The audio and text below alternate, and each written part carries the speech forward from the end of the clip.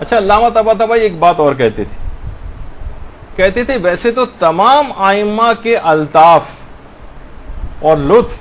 زائرین کے اوپر ہوتے ہیں، لیکن امام رضا علیہ السلام کا جو لطف ہے خاص طور پر محسوس کیا جا سکتا.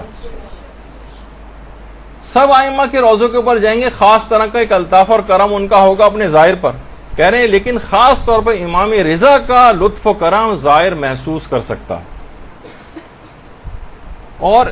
اتنے زیادہ امام رضا علیہ السلام اپنے زائرین پر اتنی خاص عنایت اور توجہ رکھتے ہیں،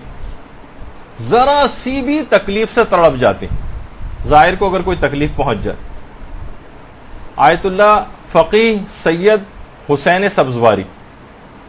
یہ خاص کلید بردار حرم تھے،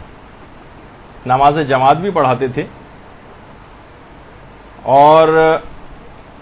نماز کے لیے جس وقت یہ ایک دن نکل رہے تھے تو زائرین کا بہت ہی زیادہ رش تھا، کوئی مخصوصی تھی، جگہ جگہ زائرین کھڑے ہو کے زیارتیں پڑھ رہے تھے. اچھا، وقت ہو گیا، اذان ہو گئی ہے، وقت نکلا جا رہا ہے، تیز رفتاری کے ساتھ جا رہے ہیں، لیکن رش کی وجہ سے اپنی جگہ تک پہنچ نہیں پا رہے تھے، رش کی وجہ سے رستہ نہیں مل پا رہا تھا. اچھا، تھوڑا سا بعض اوقات یہ ہوتا ہے کہ وہاں پر غصہ بھی آ جاتا ہے، زائرین پر تھوڑا سا غصہ کیا اور ہاتھوں سے ہٹا کر رستہ بنایا. فرماتے ہیں کہ اس دن نماز پڑھا کے جب میں گھر آیا اور سویا تو خواب میں امام رضا علیہ السلام کو دیکھا.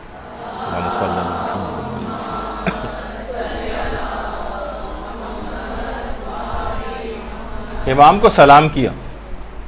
امام نے نہایت سرد مہری سے سلام کا جواب دیا، کوئی التفات ہی نہیں کیا، گویا جیسے چہرے کو رخ پھیر لیا. کہا کہ مولا مجھ سے کیا قصور ہو گیا ہے؟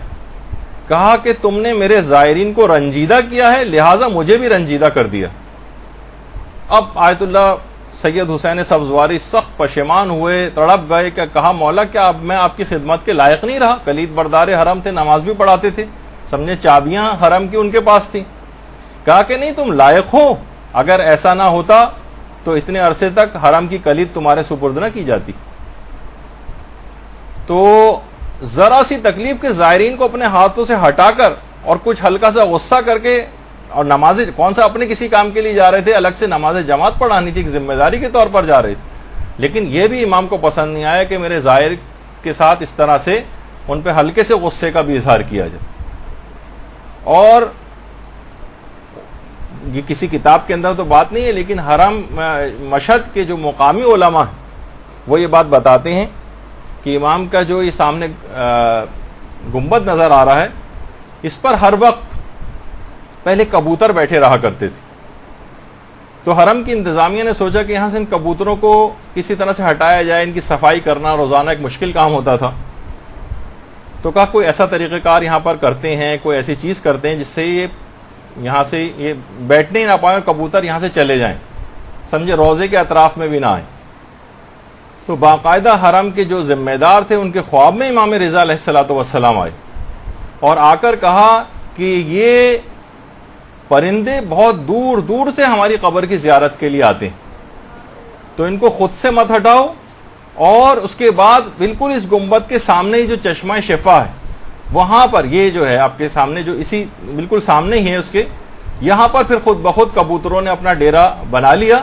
اور اب یہاں اگر بیٹھتے ہیں اور گنبد کے اوپر نہیں بیٹھتے، اور 2 سال سے یہ سلسلہ بالکل جاری ہے کہ ایک کبوتر بھی گنبد پہ بیٹھا ہوا نظر نہیں آتا. تو وہ ایک اپنے زائر انسان کو تو چھوڑیے، اپنے زائر پرندوں تک کا اتنا خیال کرنے والے،